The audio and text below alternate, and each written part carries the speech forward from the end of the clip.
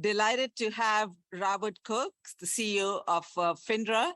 And Robert has been a great friend of the center and has participated in this event many times. And we are always delighted to welcome him back here to Georgetown and the Psaros Center. And this fireside chat will be moderated by my colleague, Professor Rohan Williamson.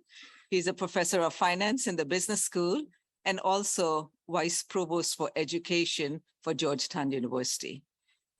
All yours. Well, thank you, Rena. And as Rena mentioned, Robert, welcome back.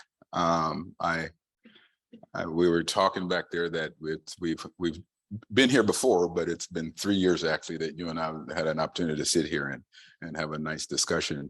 So it's been you've been at this position for about 6 years now. How's it going? Well, I guess you'll be the judge of that.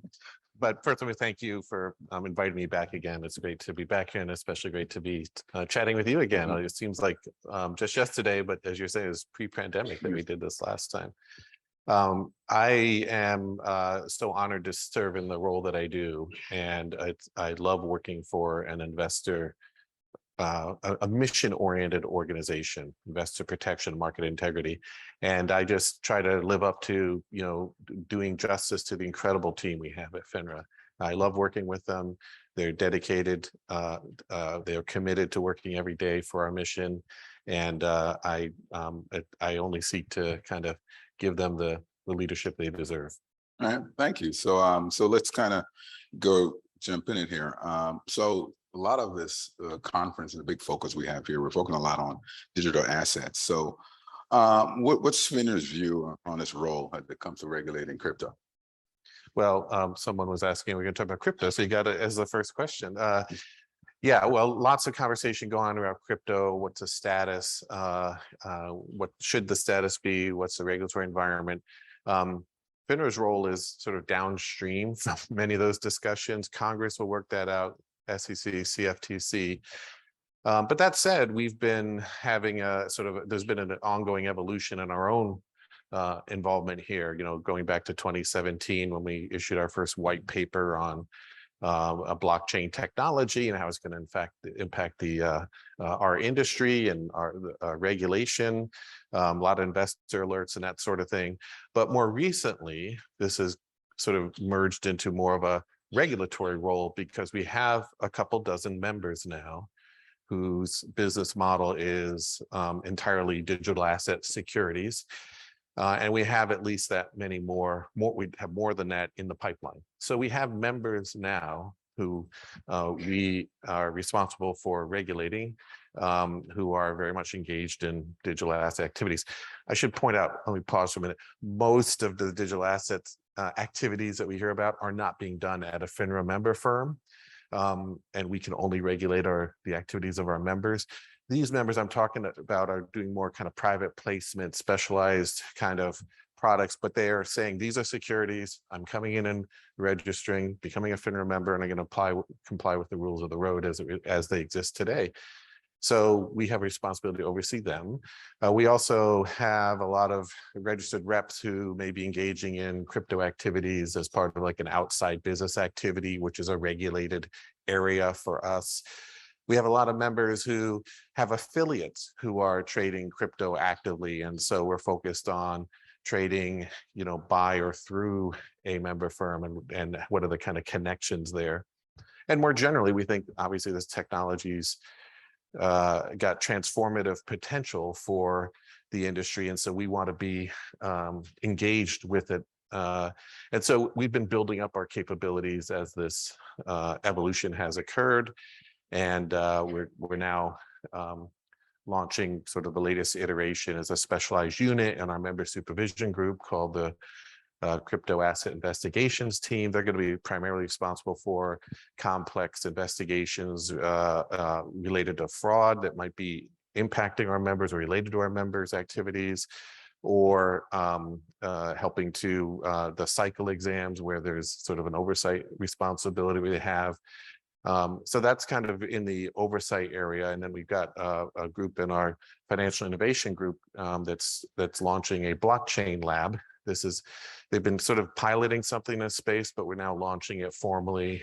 It will be the sort of a center piece for developing our capabilities in this area, including homegrown or acquired capabilities to monitor transactions by our members, or conduct other activities that are relevant to our sort of jurisdictional footprint, as well as sort of promote broader understanding within the group. So I think, it's been as we see, again, don't know what the future is going to bring, and we're not going to be deciding that. But even where we sit today, we have a role, and we're ramping up to make sure we're discharging that properly. Okay, outstanding. So let's talk a little bit about transparency and the work you guys have done there. And so it's been about 20 years, 20th anniversary of Trace, which is your trade reporting and compliance engine. And that brought transparent and fixing incomes. So what's new in the transparency space?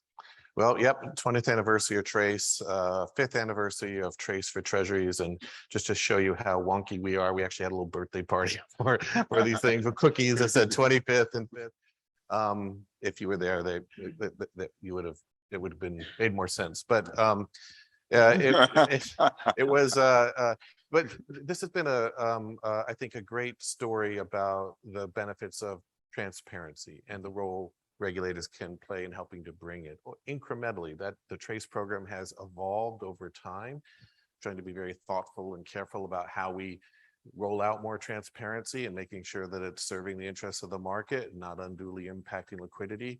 So, but part of that story is you got to keep, looking to see what's the next area or what else might benefit from greater transparency. So in the fixed income space, we've been working on more transparency. We've got a number of rules that were recently approved by the SEC that involve things like more reporting of certain bonds, foreign sovereign bonds, more granular reporting on some information regarding treasuries, more disclosure of aggregate trading information regarding treasuries. But probably the biggest thing and the most controversial thing that we've put out for comment is to shorten the time frame where transactions would get reported from 15 minutes to 15 minutes to 1 minute. If it was 15 years, it'd make my life a lot easier because everyone would say, well, that seems a little long. But it's 15 minutes, and that's been the case for 17 years or so. And so the question is, should it be shorter? And we got a lot of really good comment here. Obviously, many people think yes, the answer is yes, it should be shorter. And when you report it more quickly, it gets disseminated more quickly, right? So, but many people have raised some important concerns about operational issues. Just sort of how do you report certain types of trades that quickly, especially when they're not done electronically, when it might be voice brokerage or something, but also about potential impact on liquidity in the market. So we're going through those comment letters and looking at whether the things we can do that might be more incremental, or a work plan to kind of help, are there things we could do that would help facilitate more more faster reporting, without necessarily going all the way to 1 minute. That's, I think, a question we need to ask ourselves. So, but it's part of this ongoing kind of process to look at how can we lean into transparency. And we got some other initiatives going on. We're looking to bring some more transparency to order routing in the OTC equity market. So these are the equity securities that are not listed on an exchange. And so we're thinking about doing some order routing disclosure by brokers there, similar to what they have to disclose for listed equity securities. We're looking at OTC options, another area where there's a little bit of a gap in our understanding of what's there. This should just be reporting for regulatory purposes. That OTC options are not in the consolidated audit trail. So we don't have kind of as much insight there as we would like to have. So we've got a proposal out there. So the theme here is we're looking at areas where we might constructively introduce greater transparency to us as a regulator or to the market, but being very mindful about the potential implications on trading behavior and unintended consequences. Okay, that's great. So in 5 years, you're gonna have cookies again? Yeah.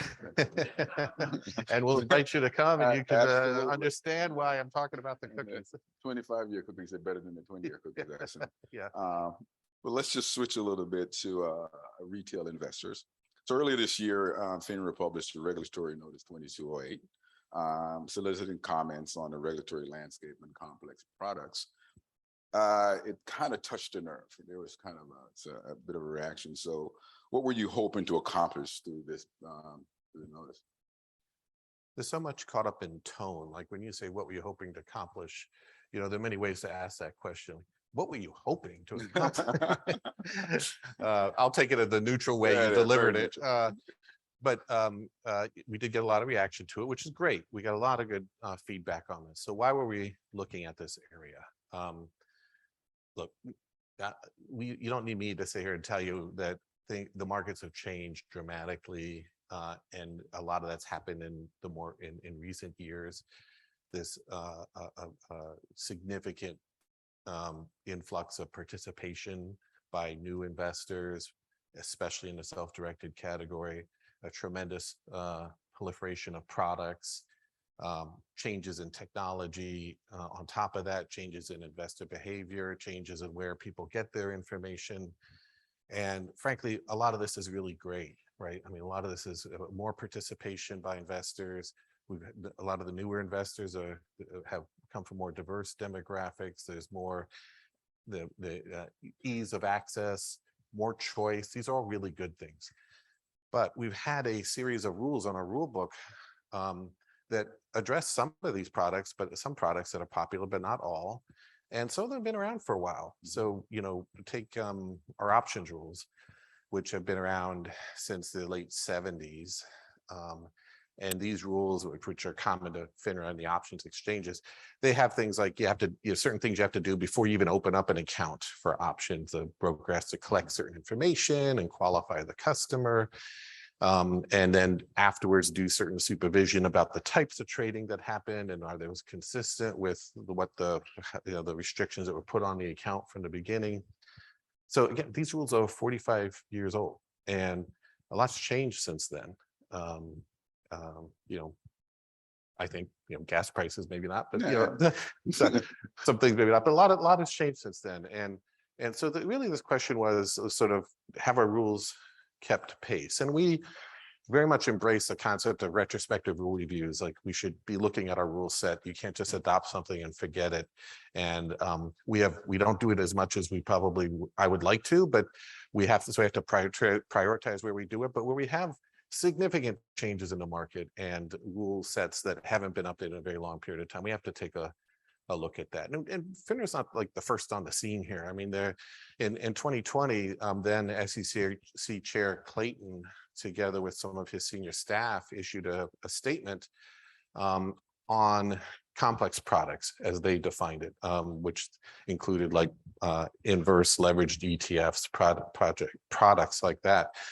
And they observed their concern that a lot of folks are accessing those products through independently, and I'm paraphrasing, independently through self-directed accounts, and maybe didn't understand fully the risks of what they're investing in, and contrasted that to situations where someone might be buying from an advisor, where there's a regulatory obligation on the advisor to recommend something that's in the best interest of the investor under Reg BI or under the fiduciary duty, depending on the regulatory structure that applies.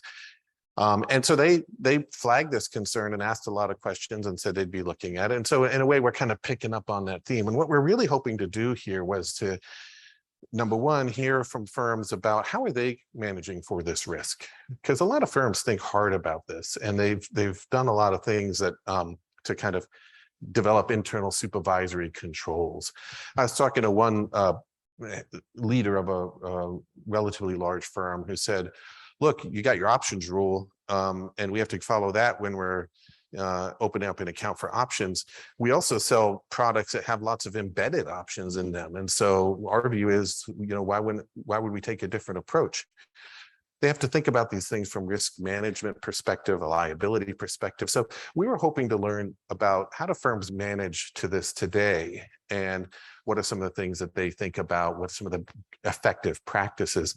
But also we wanted to learn about, like, just understand more broadly, like what do people think about whether our regulatory structure has kept up, and what do they think about a lot of ideas that have been thrown around in various areas about the potential regulatory approaches here. So there's a kind of a long list of ideas here to proceed, but there's all sort of drawn from literature, or other folks, other people have looked at these areas before. So I think the most important thing to remember about this, it was just a request for comment. We didn't actually propose anything.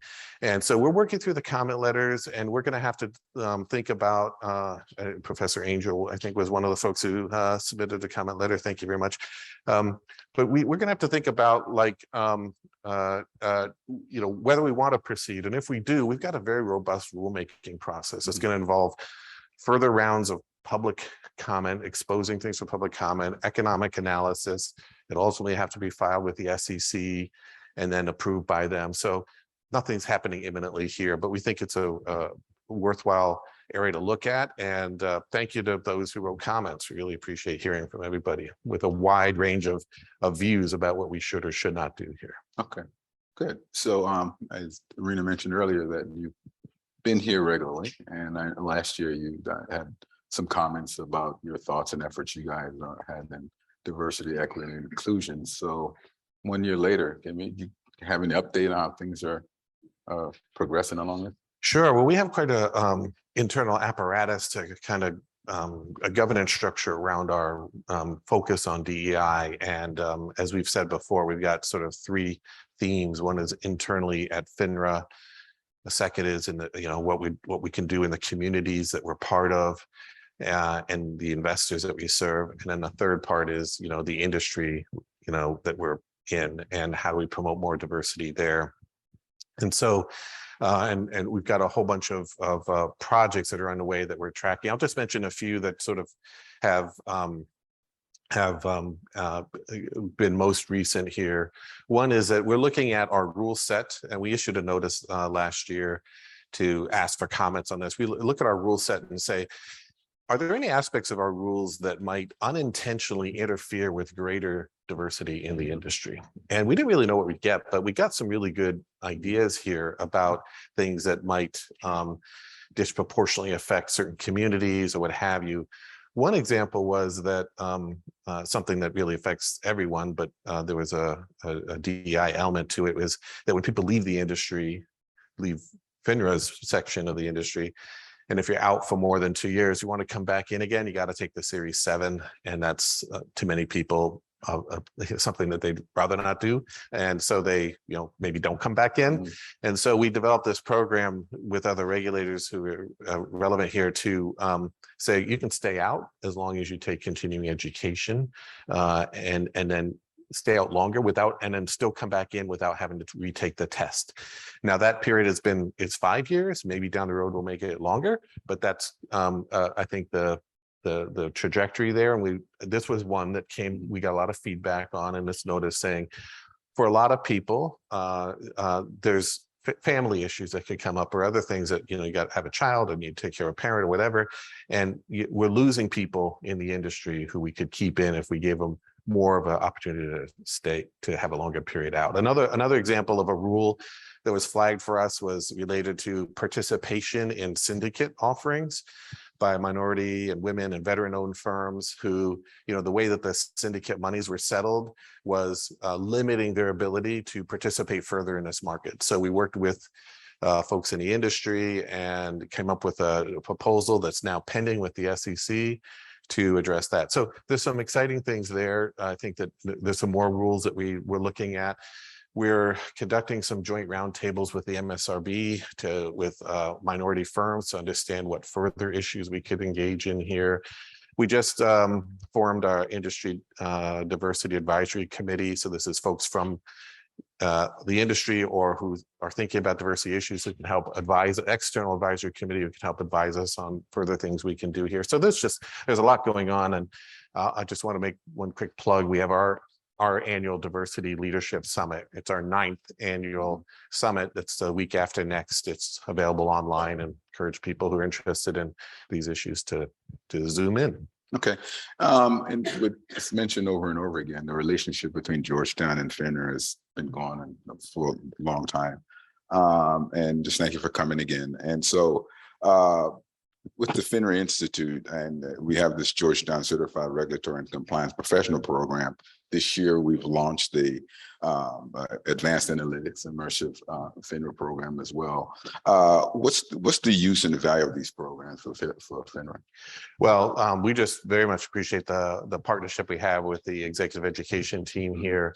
And as you said, there are two programs. One's the CRCP, which is available for folks from the industry, and regulators take it, and others who are interested to learn more about industry regulation, business, et cetera, and to get a certificate. And that, I think, is a great combination of kind of FINRA's regulatory expertise and knowledge, and the academic excellence that the Georgetown brings to that. So that's I think a terrific program. And then we've just launched this Advanced Analytics Initiative. It's part of our effort to embrace new data and new data technologies internally at FINRA, and to upskill our workforce to be able to use the types of tools that we're working on rolling out. And so that's, I think this is just the first year of it, and it's been going great. And with the feedback from the team, our team has been fantastic. So we really appreciate working with you on that. Outstanding. So at this point, we're going to open up for questions from the audience here. And I think we have a couple of mics that we can move towards.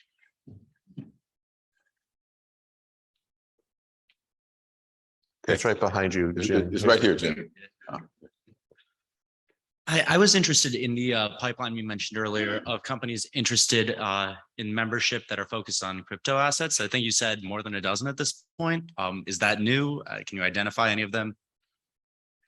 I don't know how, when you say it's new, it's the current number that we have been authorized, and all our members are on our website. I don't think we list them by name. But I meant the pipeline that you mentioned of new applications, I believe. Oh yeah, so I was just trying to give a flavor for that we often have we always have a pipeline of folks who want to join the industry, which is great. They have to go through this application process, and I was just trying to give a sense that the number who are there are a number who are working with us to join. Some might not, some might decide they don't want to, but some of them will become membership. So my members, so my point was, got a couple dozen been authorized now, and we'll probably have more. So we need to build up our regulatory capabilities.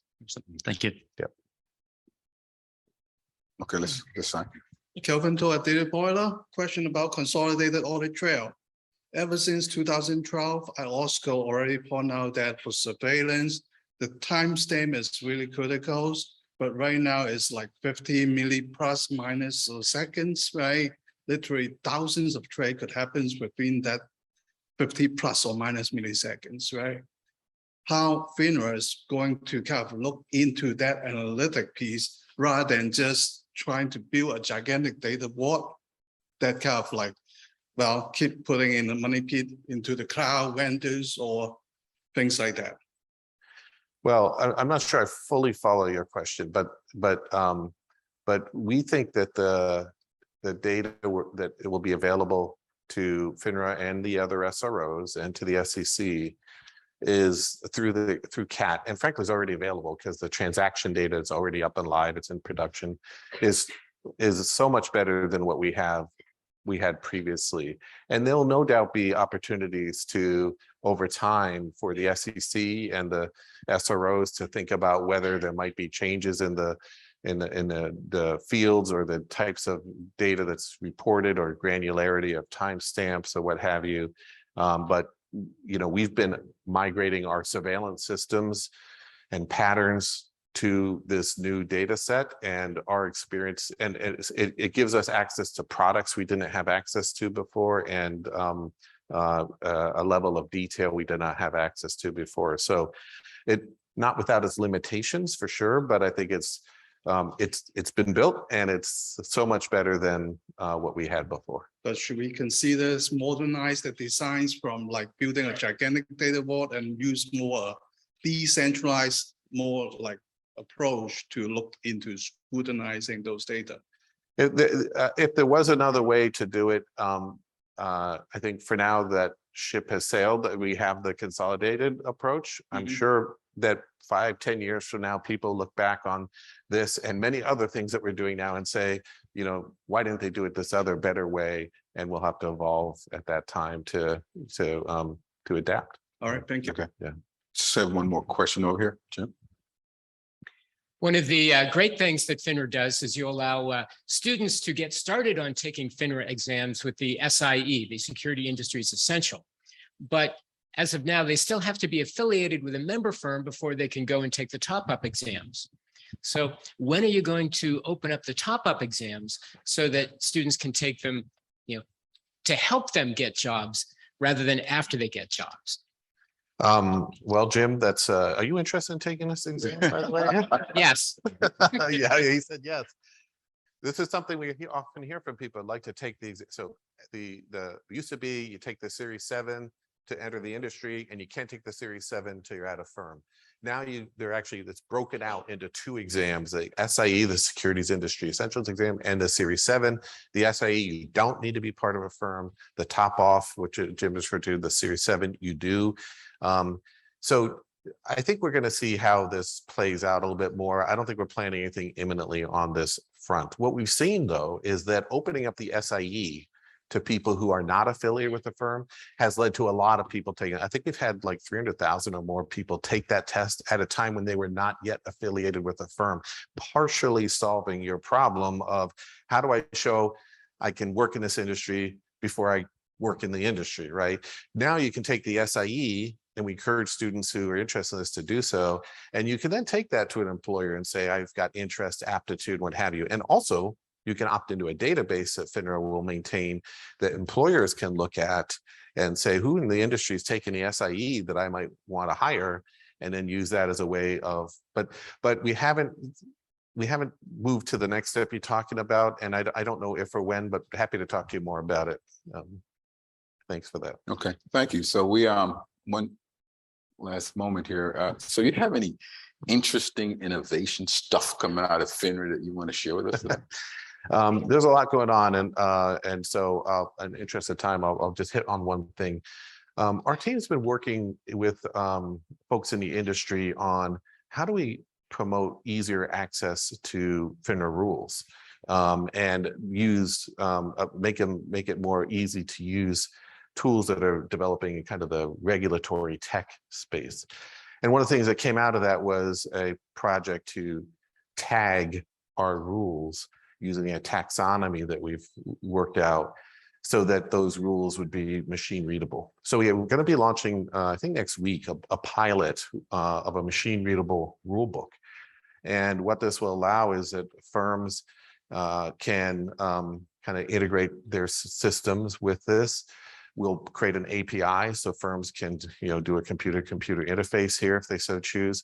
And the rule book itself, our website will have a way of searching the rules based on the same taxonomy. So you don't need like a computer to kind of take advantage of this new taxonomy. So I would, encourage people to look at that. And we're to also be issuing a notice at the same time. We worked a lot with folks in the industry, as I said, to develop this and to get feedback that, yes, it would be helpful in assisting with compliance, reducing risk, reducing costs, but we want to expose it to a broader group of people to take a look at and see, does this work, and how could we develop it further or change it, take it in different directions, but love to get people's feedback on that. Great. Thank you, Robert. Thank you so much for Thank you. back again. Good to see you. Yeah, thank you.